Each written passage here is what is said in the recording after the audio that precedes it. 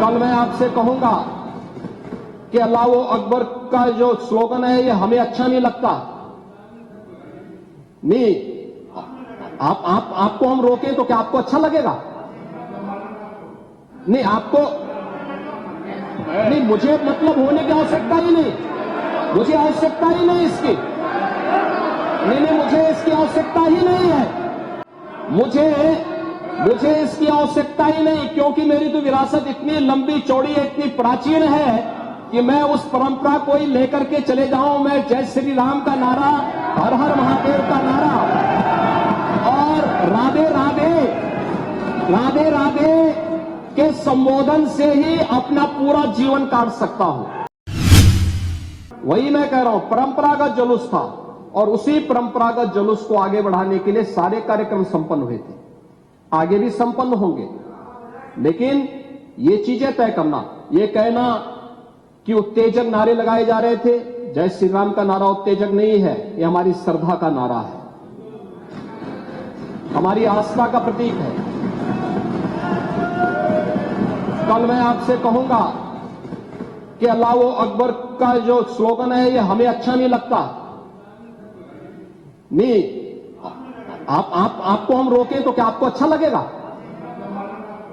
नहीं, आपको नहीं, मुझे मतलब होने की आवश्यकता ही नहीं, मुझे आवश्यकता ही नहीं इसकी।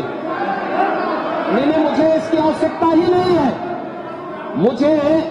मुझे इसकी आवश्यकता ही नहीं, क्योंकि मेरी तो विरासत इतनी लंबी चौड़ी है, इतनी प्राचीन है कि मैं उस परंपरा को ही लेकर के चले जाऊं। मैं जय श्री राम का नारा, हर हर महादेव का नारा और राधे राधे राधे राधे के संबोधन से ही अपना पूरा जीवन काट सकता हूं। मुझे किसी और स्लोगन की आवश्यकता ही नहीं है, मुझे कोई अन्य नारे की आवश्यकता ही नहीं है, कोई अन्य संबोधन की आवश्यकता नहीं।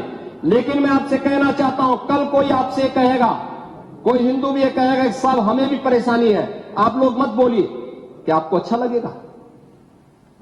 और कोई भजन गाया जा रहा है, आप उस भजन को अश्लील कैसे कह सकते हैं? कैसे कह सकते हैं? कांवड़ यात्रा में क्या अश्लील गाने बजते हैं? अरे भगवान शिव के गाने बजते हैं, भगवान शिव के भजन गाए जाते हैं। दुर्गा पूजा के दौरान तो शोभा यात्रा निकलती है, जगत जननी मां भगवती दुर्गा के आरतियां बजती हैं, उनकी चालीसा बजती है, हनुमान चालीसा बजता है। ये हमारे यहां शक्ति के प्रतीक भी है और भक्ति के प्रतीक भी है। नहीं तो वही तो ऐतराज है, समस्या तो उसी बात को लेकर के है, सारा विवाद तो उसी बात को लेकर के है, सारा विवाद तो उसी बात को लेकर के है। और मुझे लगता है आपने बाबरनामा पढ़ा होता तो आप मुझसे बहस करते ही नहीं, जिसमें स्वयं मीर बाकी के द्वारा हरिहर मंदिर तोड़ने का जिक्र किया गया है। क्या बात करते हैं आप? और मुझे लगता है ये जितने लोग यहां पर हैं, ये वहां पे कोई नहीं रहा होगा, लेकिन आपके फोरफादर और फोरफादर के आगे की पीढ़ी उसकी भुक्त भोगी रही होगी, इसलिए आज इस स्थिति में आप लोग वहां पे हैं। कुंदरकी में लोगों का एहसास हुआ है, एक दिन एहसास आपको भी होगा और जरूर होगा। और इसीलिए मैं आपसे कहना चाहूंगा कि ये सनातन की जीत है, जो कुंदरकी की जीत है, ये भारत की वास्तविक जीत है, ये भारत के संविधान की जीत है, जो कुंदरकी, कटहरी, खैर, गाजियाबाद, मीरापुर, फूलपुर, मझवा यहां पे हुई है। ये वास्तव में यही है भारत के संविधान। आप तो सबको कटघरे में खड़ा करते हैं। मुझे आश्चर्य होता है, मुझे आश्चर्य होता है कि आखिर आप मानते किसको हैं? आप मानते किसको हैं?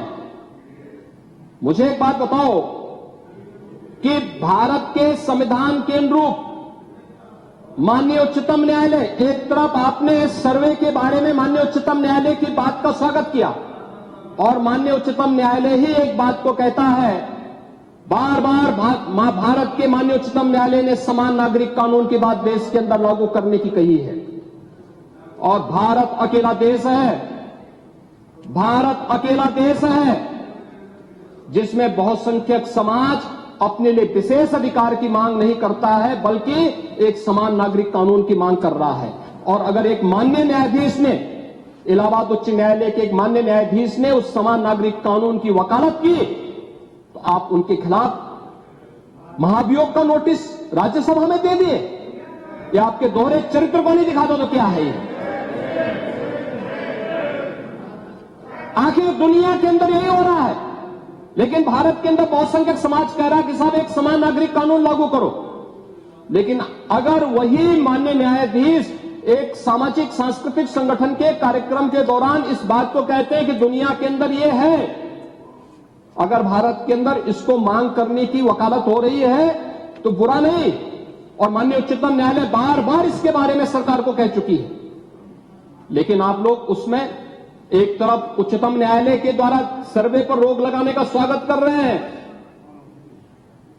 बुलडोजर की कार्रवाई पर दी गई गाइडलाइन का स्वागत कर रहे हैं। उसका तो स्वागत हमने भी किया है, क्योंकि उत्तर प्रदेश अकेला राज्य है जिसने बुलडोजर की कार्रवाई को अक्सर सुप्रीम कोर्ट की उस गाइडलाइन के अनुसार अंजाम दिया है।